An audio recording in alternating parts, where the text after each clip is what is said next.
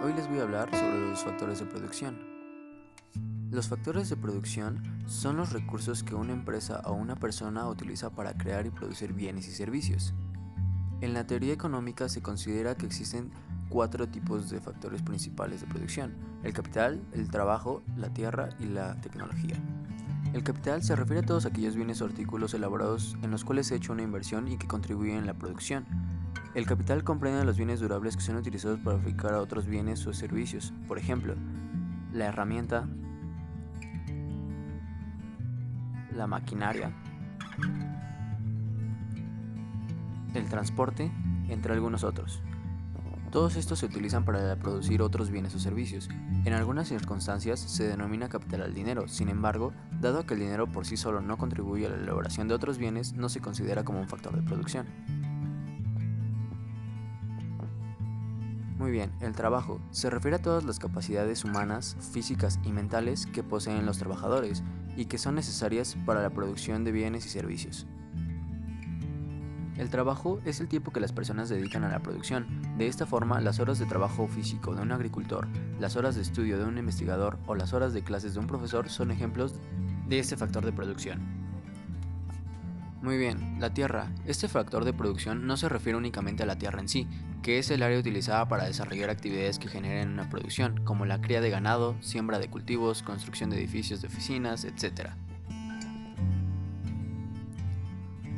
En este factor, la tierra también comprende todos los recursos naturales que pueden ser utilizados en el proceso productivo. Por ejemplo, la tierra cultivable, la tierra para edificación, los recursos minerales como el oro, plata o acero, así como las fuentes de energía como el agua, gas natural, carbón, etc. El valor de la tierra depende de muchos factores, por ejemplo, de la cercanía a los centros urbanos, del acceso a medios de comunicación, de la disponibilidad de otros recursos naturales en el área. Cada uno de estos factores tiene una compensación o un retorno. Por ejemplo, el capital tiene como compensación los beneficios y ganancias del mayor valor que le añade a los productos. El trabajo tiene como compensación los salarios y la tierra tiene como compensación la renta que se obtiene de ella al utilizarla. Muy bien, por último tenemos la tecnología, que se refiere al conjunto de conocimientos y técnicas que, aplicados de forma lógica y ordenada, permiten a las personas solucionar problemas, modificar su entorno y adaptarse al medio ambiente. Este último factor es el más reciente en incluirse en los factores económicos. Ahora, la producción es el proceso mediante el cual se generan los bienes y servicios que las sociedades compran con el fin de consumirlos y satisfacer sus distintas necesidades. Hay un instrumento que permite estudiar las diversas formas en las que las empresas pueden combinar sus recursos de manera óptima y nos referimos a la función de producción. La función de producción es la relación que se da entre la cantidad máxima de producción que se puede obtener con la cantidad de recursos o factores productivos utilizados por la empresa en un periodo de tiempo dado. Existen 3 tipos de producción: la producción total, que es la que se obtiene sumando el valor de producción de una actividad económica en un periodo de tiempo dado, ya sea día, mes o año. En segunda tenemos a la producción media. Se refiere a la que resulta de dividir la producción total entre la cantidad de unidades de alguno de los factores de producción. Por ejemplo, digamos que una empresa produce botellas de plástico. Produce 10.000 botellas de plástico a la semana. Y esta empresa cuenta con 10 trabajadores. Cada trabajador va a trabajar 40 horas a la semana.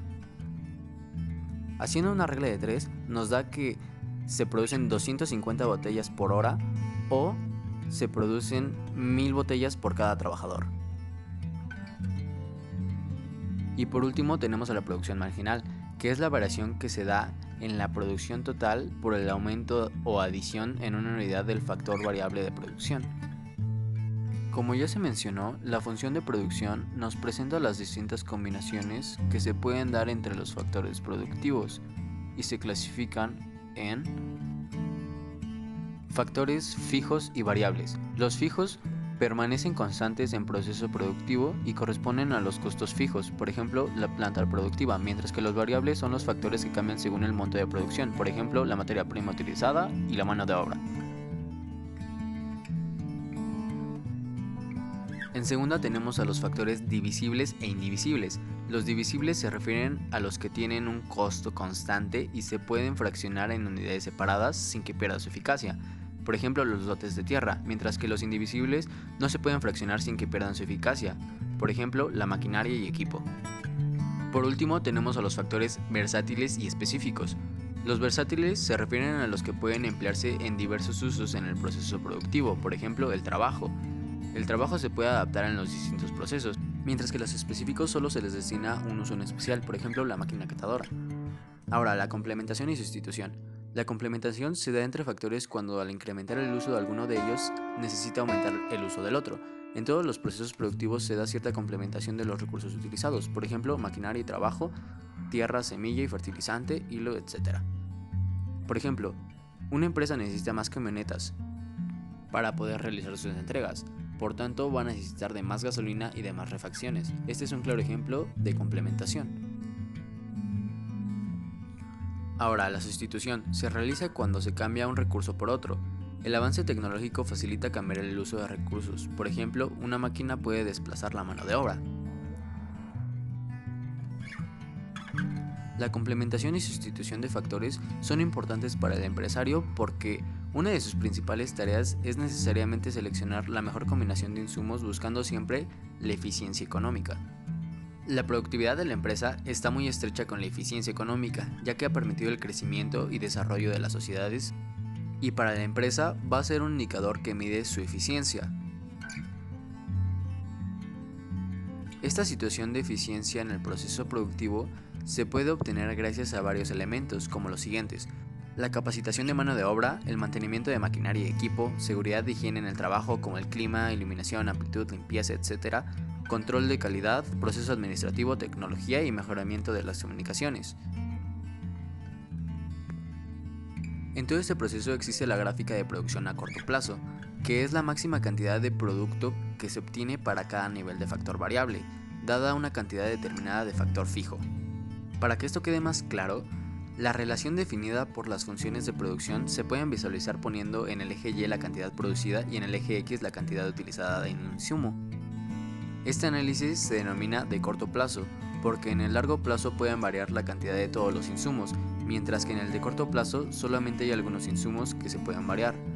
Usualmente se supone que el trabajo es variable en el corto plazo, mientras que el capital y la tierra son fijos. Existen 3 etapas para la producción. Por ejemplo, supongamos que un establecimiento agrícola usa como insumos tierra y trabajo.